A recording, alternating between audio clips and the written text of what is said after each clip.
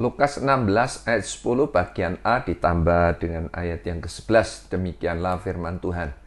Barang siapa setia dalam perkara-perkara kecil, ia setia juga dalam perkara-perkara besar.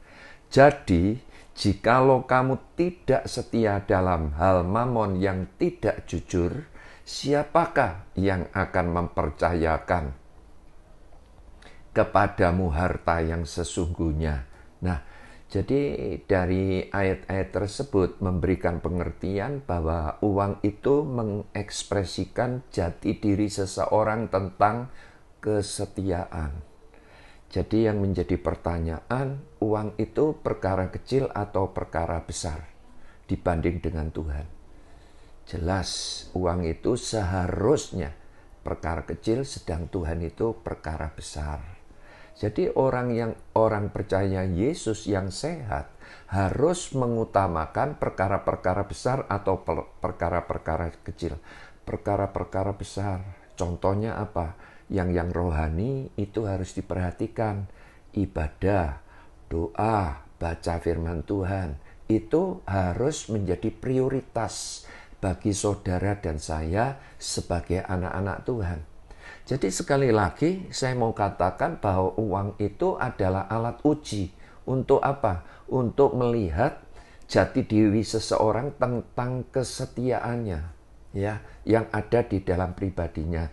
Karena daya contoh di dalam Alkitab ada orang-orang itu yang tidak setia. Contoh Yudas sebagai murid Tuhan Yesus, orang yang dipercaya oleh Tuhan Yesus, demi uang Yesus dijual.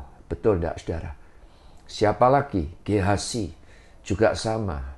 Sebagai bujang Elisa pada zaman tersebut, ya, demi uang Gehazi ini meninggalkan Elisa, mengejar Naaman. Bahkan Gehazi berani berbohong kepada Elisa. Demi apa? Demi uang.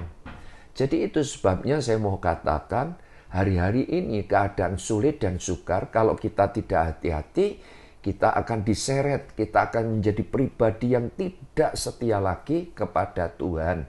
Contoh, ya, ini kisah beneran, saudara.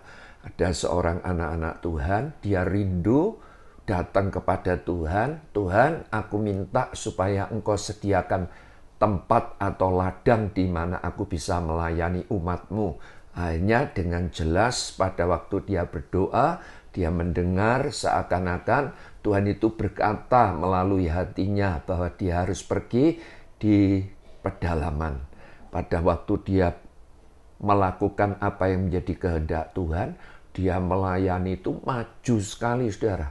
Sangat maju dan jadi berkat bagi rekan-rekannya. Sehingga rekan-rekannya yang ada di kota ini minta kesediaan sahabatnya yang sedang maju di bawah Tuhan ini untuk bersaksi.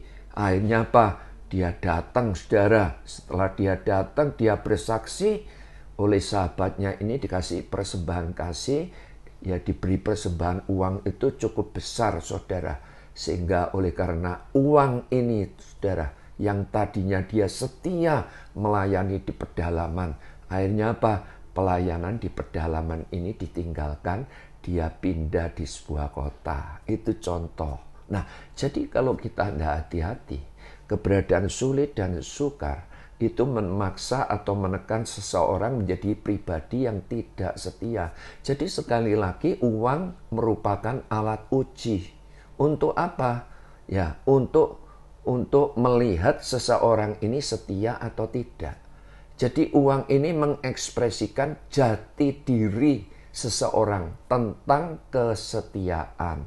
Ya, jika orang itu setia pada Tuhan, saya mau katakan tidak mungkin dia itu mengorbankan segala sesuatu demi uang. Betul tidak? Itu, saudara.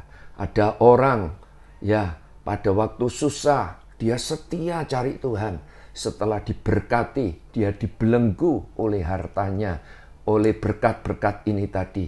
Bisa enggak dia melupakan Tuhan? Bisa. Itu sebabnya saya berdoa, saudara harus menjadi pribadi yang setia kepada Tuhan. Tuhan Yesus memberkati.